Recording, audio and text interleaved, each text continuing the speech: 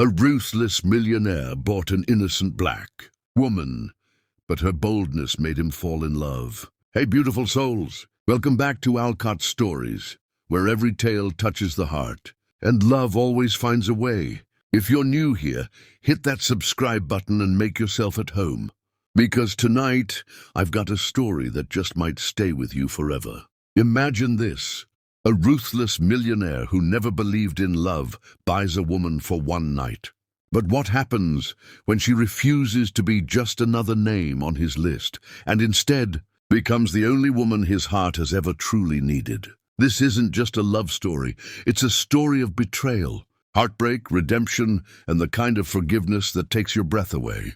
Before we dive in, tell me in the comments, where in the world are you watching from? I love knowing where my Alcott family is tuning in from. Let's light up the map together. Brandon Steele wasn't born ruthless, but life sculpted him into something cold, calculated and untouchable. By the age of 30, his name echoed in the halls of power. Stock markets reacted to his signature. Billion-dollar deals closed at his nod, and entire industries bent to his will. With a physique carved like a statue and style that made luxury look modest, Brandon entered every room like a thunderstorm, wearing a tailored suit. His ice-blue eyes, sharp and penetrating, had a way of silencing chatter and commanding instant respect. People didn't just look at Brandon. They watched him, studied him, feared the curve of his mouth when it lifted into something between a smirk and a threat: love. The word was a joke to him, an illusion sold by poets and broken women. He believed in lust, in control, in power. Not once had he tasted vulnerability without spitting it out. In his world, hearts were assets, bodies were transactions, and women were momentary distractions, not companions. His past was a locked vault, its key buried beneath years of betrayal and hollow apologies from people who claimed to care. "Marriage is a leash," he once told a friend at a private yacht party, his voice like polished steel. "And I don't wear collars." His relationships, if one dared to call them that, lasted exactly one night. He didn't ask names. He didn't remember faces. He paid, they left. That was the deal. And no woman had ever dared to ask for more. Yet there was an ache buried under all that arrogance, deep, silent, and ignored. Brandon had mastered the art of pretending he wasn't human in the rare moments of solitude. When the lights dimmed and the silence crept in, he sometimes wondered if something was wrong with him. Why didn't he feel like other people? Why did he feel empty after every night of pleasure? But such thoughts were dangerous, and he drowned them in whiskey and work. The penthouse he lived in touched the clouds, but no laughter echoed in it. The bed was king-sized, but always cold by morning. Art covered his walls, but none of it meant anything. The women he chose were always the same, beautiful. Yes, but hollow, trained to play the role he paid them for. They didn't see him. Not the boy who once believed in fairy tales, only to watch his mother cry over a man who never came home. Not the teenager who was told love makes men weak. Not the man who buried his innocence beneath a fortune. No one saw him, and that's how he liked it. Until that night. Until the door opened and someone stepped into his life without knowing they were about to burn down the walls he'd spent years building. A woman unlike any he'd ever known. She didn't arrive as a lover or a savior, just as a name on a service contract. He expected another puppet. What he got was fire. And in that moment, though he didn't know it yet, the ruthless millionaire took his first breath as a man who could one day fall in love. The penthouse lights dimmed low, the skyline twinkling like 1,000 voiceless stars outside. Brandon's floor-to-ceiling windows. But even their glow dulled when she stepped through the door. Amara didn't walk in like she was summoned. She walked in like she belonged. The click of her heels on the marble was deliberate, almost musical, like a quiet defiance. And Brandon, who had long mastered the art of controlling every situation, found himself uncharacteristically still. His eyes locked on her, not just on the way the crimson silk hugged her curves like it was designed to worship her body, but on the pride in her posture, the way her chin lifted slightly, daring anyone to underestimate her. Her brown skin gleamed under the amber lights like polished bronze, her eyes steady and knowing, as though she saw through the games before they began. She didn't smile seductively, didn't ask if he liked what he saw. She didn't need to. Her presence was louder than words. Brandon leaned back on the velvet couch, trying to maintain his usual aloof air. But something in his chest tightened, as if a forgotten part of him recognized something dangerous, something sacred. "Amara?" he said, his voice sharper than intended, but she didn't flinch. "That's what they told you." She replied calmly, her voice warm, rich, and layered with unspoken stories. He motioned to the wine on the table. A silent invitation, but she walked past it, straight to the balcony. "Nice view," she murmured, eyes not on the skyline, but on the sky itself, as if she was used to aiming higher than most. For the first time, Brandon felt like the guest in his own domain. He studied her, not like a man assessing a woman, but like an artist realizing the canvas was painting itself. "Do you do this often?" she asked, finally turning to him. "Buy time?" He raised a brow. "Isn't that what you're here for?" She tilted her head. "Maybe. Or maybe I'm here to show you something your money can't touch." He laughed, short and cynical, but even to his own ears it lacked conviction. "You think you're different?"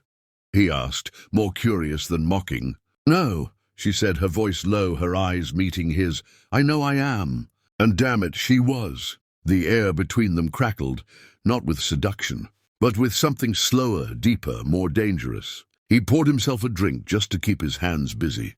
This wasn't how these nights went. Usually, they undressed with practiced ease, exchanged forgettable touches, and vanished by dawn. But Amara didn't even sit until she wanted to, and when she did, it was beside him, not beneath him. He could smell her, jasmine, sandalwood, something earthly and feminine, intoxicating in its restraint.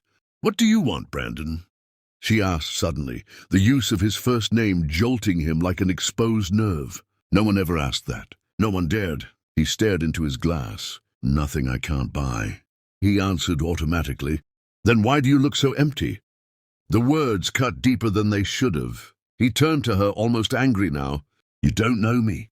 "Not yet," she said softly, "but I see you." Silence, stretched. That silence wasn't awkward, it was loaded, meaningful, like a truth neither was ready to unwrap.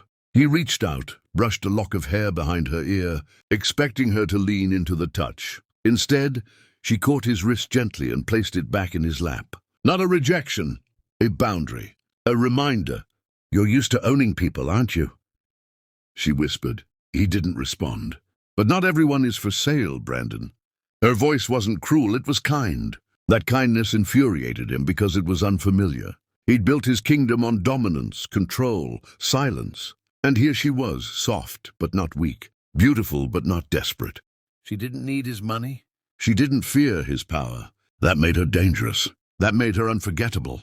As the hours slipped past, they didn't touch, not in the way he was used to. They talked about music, about books she read in college, about a little sister she helped raise, about the time she sold hand-drawn portraits on street corners just to pay rent. Her laugh was real. Her sarcasm was sharp. She wasn't here to please him. She was here to be, and that alone shattered something inside him. When she finally stood to leave, her dress whispering around her legs, he found himself rising too quickly, almost afraid she might vanish. "Will I see you again?" he asked, surprised by the sound of hope in his own voice. Amara paused, her hand already on the doorknob. "That depends," she said, her back still to him. "On what?" She looked over her shoulder, her eyes softer now. "On whether you want to rent a night or earn a soul." The door closed quietly behind her, but the silence she left behind roared louder than any storm. Brandon stood frozen, heart beating too fast, too loud. For the first time in his adult life, he didn't feel like a predator. He felt seen, haunted, and somehow reborn. He walked to the window, watching the darkness swallow the streets below. But all he could see was a woman in red, walking away like a question he was suddenly desperate to answer. He couldn't get her out of his mind.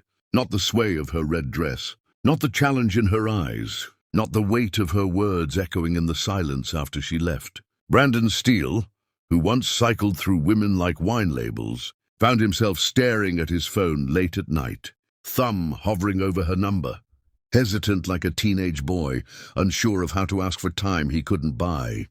When he finally called, her voice on the other end wasn't surprised. It was steady, amused, calm, like she'd been waiting for the echo to return. "Brandon," she said, with no trace of fear or awe. "I wondered how long it would take you." That first call led to dinner. Not at a five-star restaurant filled with glass chandeliers and shallow laughter, but at a quiet, family-owned bistro, with candlelight flickering on her cheekbones. She wore no makeup that night, and he realized she didn't need it. Her beauty wasn't made in mirrors. They talked, not about business or fashion or fame, but about life, her childhood, his buried pain. She didn't flinch when he mentioned how his mother cried behind closed doors, while his father cheated with every maid they ever had. She didn't pity him when he confessed he stopped believing in love, the day he learned women could love monsters. Instead, she asked, "And did that make you want to become one?" He didn't know how to answer. The second time they met, they went walking. Just walking. No chauffeur, no headlines, no photographers. Just the rhythm of their feet and the comfort of shared silence. She made him laugh, really laugh, for the first time in years, poking fun at his polished perfection, teasing him when he admitted he'd never made instant coffee himself. "You're basically a prince in exile," she joked.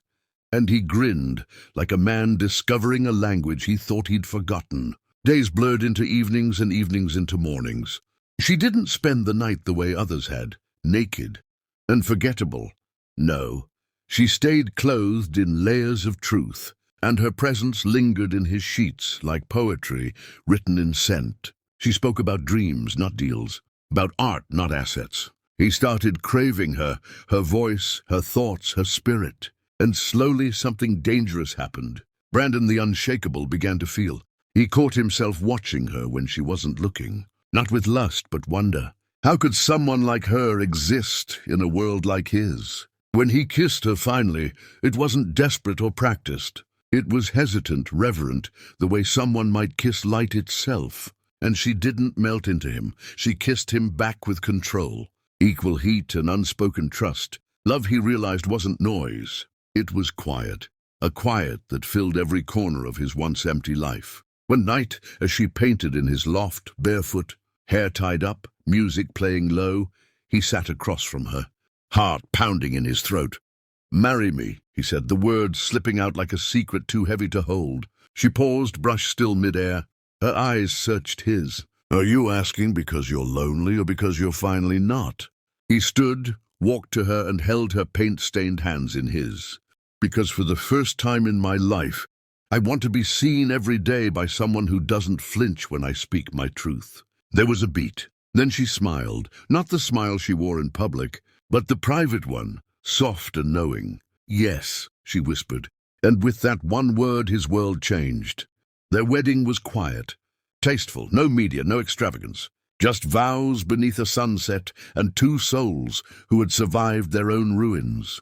The first few months were a dream. Breakfast together in robes, her head on his chest as he read poetry he never admitted he liked. Spontaneous trips to places he never cared to visit before she made them magic. They made love with the kind of intensity that came from knowing it wasn't just skin meeting skin, but hearts remembering each other in silence. She taught him how to be human again. He let her in, not just into his life, but into his darkness. He cried once, late at night, when she kissed the scar near his ribcage and said, "Even your pain deserves tenderness." He cooked her burnt eggs one morning and blamed the stove. She laughed so hard she fell off the stool. They danced barefoot in the kitchen, made love on the floor, whispered things no money could ever purchase. And he began to hope. But beneath the bliss, something restless stirred. Not in her, in him. A cold voice from the past, a shadow from his former self. He didn't notice it at first. A second glance at a stranger, a pang of ego when paparazzi asked why he married a nobody, a sudden tension in boardrooms where he once thrived on control. He was changing, but the world hadn't, and neither had his fears. As he watched her sleep one evening, curled against him like peace itself, something twisted in his chest, because even as he held her, he wasn't sure he deserved her. He didn't know it yet, But paradise was beginning to crack, not because of her, but because some men are haunted not by ghosts, but by the parts of themselves they swore they buried. The cracks that had begun as whispers in Brandon's mind soon widened into chasms of doubt, fed by the cruel music of fame and the hollow applause of high society. He told himself he was happy, told himself that waking up beside Amara was enough, but beneath the silk sheets and soft kisses, his ego clawed for attention like a spoiled king forgotten in his own castle. It happened during a gala he attended alone. Amara had declined the invitation, preferring instead a quiet evening with a book and warm tea. Brandon didn't argue. He missed the public gaze, the awe, the envy. And that night, under chandeliers dripping with diamonds and lies, he met her, Liliana.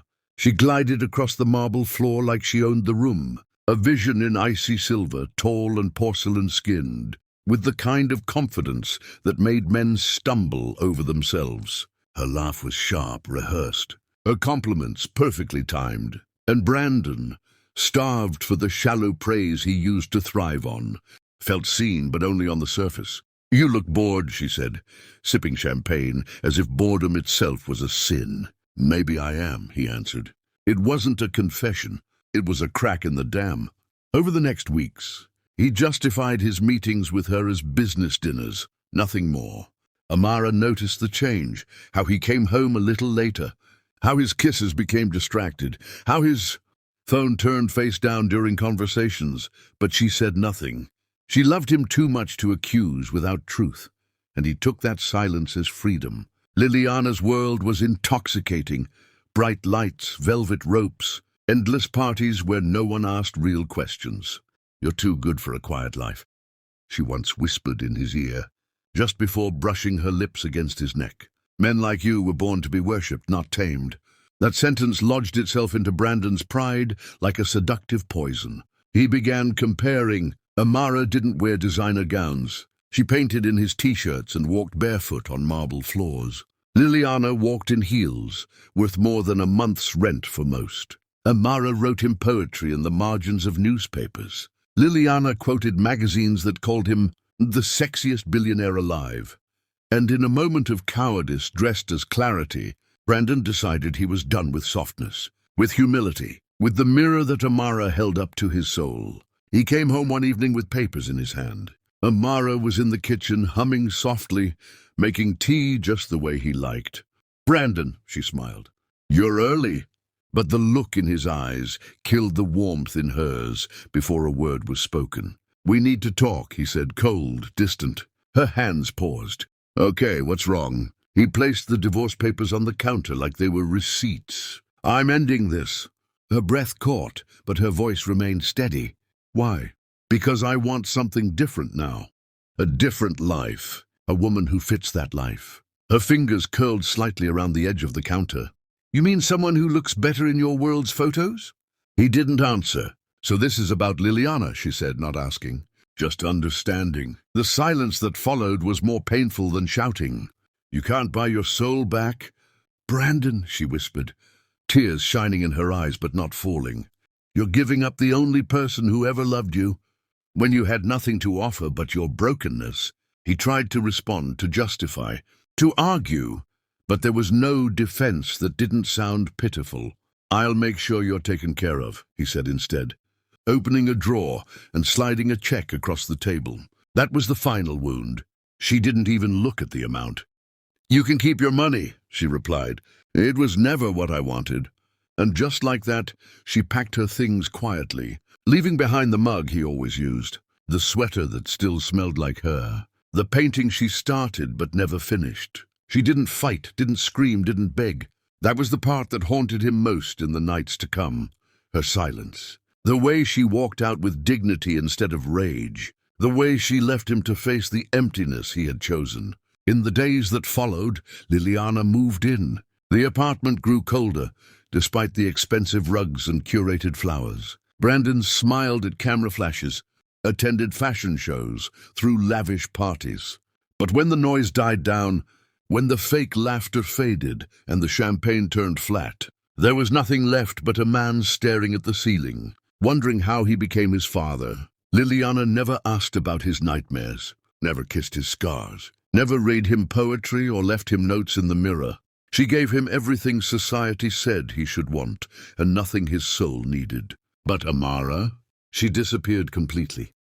No phone calls, no traces on social media. It was like she'd vanished into the earth, taking with her the one version of him that had ever been real. And yet, even in the arms of a woman the world praised, Brandon began to feel like a ghost in his own life, haunted, not by Amara's absence, but by his own betrayal. The silence that followed, Amara's departure, never truly left Brandon. It simply got buried under the noise of his new life, a life that glittered but didn't glow. Liliana filled his home with designer gowns, her laughter echoing like crystal shattering in cold rooms, her perfume too sharp, her touch too calculated. She was always performing, even in private, even in bed. Brandon had mistaken lust for love, and now he was trapped in a glass house of his own making, with a woman who cared more about appearances than intimacy, more about headlines than heartbeats. Conversations with her were transactional. Her compliments always came with a price. Her affection traded for jewels or parties. "You used to be more exciting," she said once, tossing her hair like a weapon, sipping on imported wine while scrolling through her own pictures. "Maybe I was just more blind," Brandon muttered half to himself. He started noticing how hollow his life had become. The meals were expensive but tasteless. The laughter was rehearsed. The bed was colder despite the silk sheets. Amara's absence was everywhere, her mug still at the back of the cupboard, the faint trace of her scent in the hallway, the untouched painting she'd left leaning against the wall. Sometimes he stood in front of it for hours, staring, trying to feel something beyond guilt. He couldn't sleep. He tried to drown his thoughts in liquor, in work, in meaningless sex. But nothing filled the gaping void she had left behind. His empire grew, but so did his restlessness. Every deal, every headline, every dollar earned felt like a joke. Now, success meant nothing if it couldn't bring peace. He remembered the softness of her humming in the kitchen, the way she used to read poetry at dawn, her fingertips grazing his face when he had nightmares. And now all he had were shadows. Regret clung to him like smoke. The breaking point came the night he found Liliana in bed, not just any bed, but his, with a man he barely knew, some investment partner whose name he couldn't remember and didn't care to. The betrayal didn't even shock him. It confirmed what he'd already known. She laughed when he confronted her. "You're not mad," she said with a shrug. "You're just humiliated. Admit it, Brandon. You miss the girl who didn't need your name to shine." That was the truth that stabbed deepest. Drunk, furious, and aching from a grief he refused to name, he stormed out into the storm-soaked streets, driving recklessly through the city that once adored him.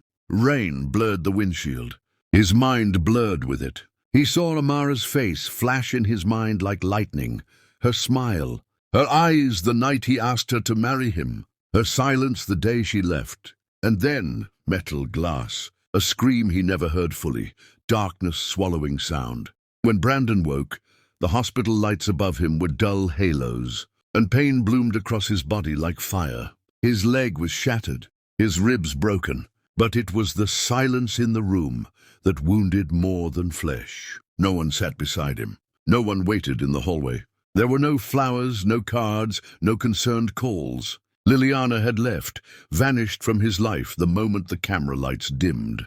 Alone in the sterile room, tubes in his veins, surrounded by machines that beeped in place of human warmth. Brandon finally understood what he had done. He had destroyed the only person who had loved him not for his wealth or fame, but for his soul. And worse, he had done it with his own hands. He stared at the ceiling, and for the first time in years, he cried, not the dignified tears of regret, but the guttural sobs of a man who'd lost more than he ever knew he had. "Amara," he whispered into the silence. "I'm sorry. I'm so sorry." But she wasn't there to hear it. The empire he had built couldn't hold his hand. The name he had made couldn't wipe his tears. The money he'd earned couldn't stitch his soul back together. And in that fragile, broken moment, Brandon Steele, once ruthless, once untouchable, realized he was nothing without her. Not a king, not even a man, Just a boy who had mistaken love for weakness, and now lay broken in the aftermath of his own betrayal, praying for a second chance he might never deserve. Brandon had always been a man who moved through the world with certainty, with direction. Even when he was wrong, he was confident. But now, every step he took felt uncertain, like walking on cracked glass with bare feet, never knowing when it would shatter beneath him. His body had healed mostly, but his soul was still bleeding. The moment he was discharged from the hospital, he didn't return to the penthouse. He didn't call his driver, didn't check the news, didn't care that the world still whispered his name with awe. He had only one goal now: find Amara. Find the woman whose love he destroyed with his arrogance. He started where her trail had once gone cold: small galleries, coffee shops that once displayed her art, old mutual acquaintances who hesitated to even speak her name. But guilt is a relentless fuel, and love, even when buried under mistakes, has a compass. After weeks of dead ends, someone finally mentioned a quiet art studio in a coastal town hours away from the city, a place for forgotten artists and broken hearts. He drove himself there, unsure of what he would find, unsure if he'd be turned away, ignored, or worse, if she had already moved on, already found someone who would never call her not enough. The studio was tucked between a used bookstore and a flower shop, humble and unassuming, the kind of place Brandon would have once walked past without noticing. Now it looked like the center of the universe. He stood outside for several minutes, staring through the glass. And there she was, Amara, wearing a smock stained with colors, her curls tied up, her hands covered in red and blue, paint as she worked, silently on a canvas that faced away from him. She looked peaceful. That was what hit him first. Not happy, not sad, just at peace. The kind of peace he had never given her. His hands trembled as he opened the door, the tiny bell above jingling like a warning. She turned slowly, and the moment their eyes met, time fractured. For a heartbeat, neither of them spoke. He saw the flicker of shock in her gaze, the way her lips parted slightly, the way her fingers curled around the brush instinctively. But she didn't speak. So he did. Amara, he began, his voice cracking like old wood. She didn't reply, just watched. I'm not here to interrupt your life, he said, each word a stone he had to lift from his chest. I know I don't deserve to stand in this room. I know I don't deserve even a second of your time. But I need to say this, and then I'll leave if you ask me to. She still didn't speak, but she didn't move either. So he took one step closer, then another, until he was directly in front of her. And then he dropped to his knees. The cold studio floor bit into his skin, but he didn't flinch. His hands trembled as he reached out, but didn't touch her. I was a coward, he said, eyes welling. I called love a weakness, because I was terrified of what it meant to feel vulnerable. You gave me everything, your heart, your honesty, your trust, and I shattered it like it meant nothing. I threw away the only real thing I ever had. I chose a lie over a miracle. Amara, and I've paid for it every single day since. His voice broke now, heavy with tears. I don't want your money, she whispered, finally speaking. Her voice hadn't changed. It was still warm, still strong, still the safest sound in the world. I never did. I know, he whispered. I offered you money like a fool, because that's all I thought I was worth. I was trying to buy silence. But you didn't give me silence. You gave me a mirror. And I hated what I saw in it. Her eyes filled with tears, but she didn't look away. I couldn't eat for weeks, she said quietly. I'd lie in bed and replay every moment, wondering what I did wrong, wondering why I wasn't enough. No, he said firmly, shaking his head. It wasn't you, it was me. I wasn't enough for you. I still might not be. But if there's even the smallest part of your heart that still remembers what we had, if there's even a crack of love left in it, I want to spend the rest of my life earning your forgiveness. Not asking for it, earning it. Silence stretched between them again, thick with breath and memory. Her tears fell now, not fast, not violent, but slow like rain on a window that had been closed for too long.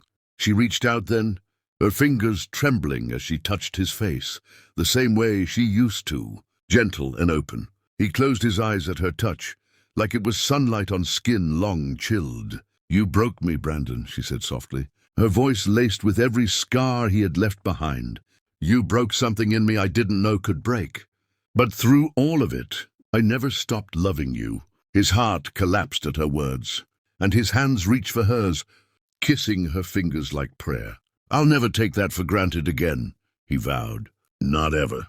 She helped him to his feet slowly, and for the first time in months, their hearts beat close enough to hear the rhythm that had never fully stopped. Not betrayal, not silence, not even time had been enough to kill it. And in that little studio filled with color and ghosts, a new beginning was born, not perfect, not easy, but real. They stood there in the silence of the studio, his breath warm against her trembling hands, her heartbeat echoing in the hollow places he'd once left behind. And for the first time in a long time, there was no need for explanations, only presence, only truth. Amara didn't rush into his arms, and Brandon didn't expect her to. The damage had been real. And love, true love, was not a fire you relit with sparks of apology alone. It needed kindling, patience, and the courage to wait through the rain. So they didn't fall back into each other the way movies often lie and say people do. Instead, they chose the slow, sacred rebuilding. He didn't ask to stay that night, and she didn't offer. He left with a nod and a promise in his eyes, one she didn't trust yet, but didn't reject either. In the weeks that followed, Brandon returned, not as a man trying to win her back with roses or riches, but as a man learning how to be someone worthy. He sat in the back of her studio, quietly watching her paint, not interrupting, just breathing in the rhythm of her world. He brought her coffee the way she liked it, 2 sugars, almond milk, no lid, so she could smell it first. He remembered now. He remembered everything. When she spoke, he listened. Really listened, not to respond, not to charm, but to understand. And when he spoke, it wasn't about boardrooms or bank accounts. It was about her, about them, about the boy he had once been, the man he had become, and the future he hoped she'd want to build with him again. One evening, when the autumn wind danced against the windows, Amara found a notebook on her desk, no title, just pages filled with Brandon's handwriting, raw, vulnerable, unfiltered, poetry, letters he never sent, confessions he had buried. And in those words, she saw the blueprint of a man no longer hiding behind pride, a man who finally knew what it meant to love without possession. It wasn't easy. Some days she pushed him away with silent glances. Other days she leaned into him unexpectedly, like testing the strength of a bridge that once collapsed. But through it all, Brandon stayed. He no longer reached for her body before understanding her heart. He no longer mistook passion for love. He gave her time without a clock. He gave her space without distance. He gave her loyalty without condition. And she slowly began to let her guard fall, not all at once, but piece by piece. One starlit night, months later, they walked along the same beach where he had once told her love was a lie. Now he carried no jewelry, no grand gesture, only a folded piece of paper in his trembling hands. As the waves whispered beneath the moonlight, Brandon knelt, not in shame this time, but in reverence, and unfolded the paper. His voice shook as he read, "You are not the chapter I regret. You are the story I was too blind to finish. We built empires, but never built a home. You are my home, Amara. If you'll let me, I want to grow old learning your silences, celebrating your laughter, and protecting the heart I once broke." Her breath caught, tears glistening, but this time, they weren't tears of hurt. They were tears of healing. She nodded, speechless, and helped him to his feet. He held her hands like a man holding the world. And when she kissed him under that sky, it wasn't a kiss born of desire, it was a kiss of forgiveness, of 2 souls colliding in the aftermath of pain, choosing love again. Their second wedding was nothing like the first. No headlines, no velvet aisles, no gowns glittering with a price tag. Just a garden in spring, close friends. Her parents, his sister, and a vow spoken not for show, but for soul.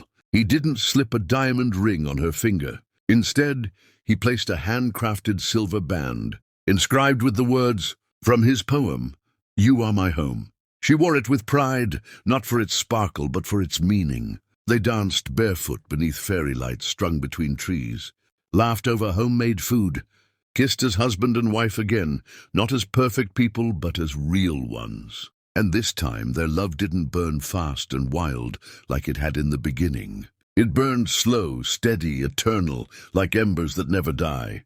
They built a life of shared mornings and long talks, of open wounds healing together, of art that she painted and books that he wrote. They were partners now, not just in passion, but in purpose. And whenever people asked them how they survived betrayal, how they came back from heartbreak, Amara would smile and say, "Because we didn't just fall in love again. We rose in love, and we never stopped climbing. Underneath it all, beneath the pain, the regret, the apologies, and the second chances, there was a truth neither time nor mistake could erase. They were always meant to find their way back. And this time they would never let go."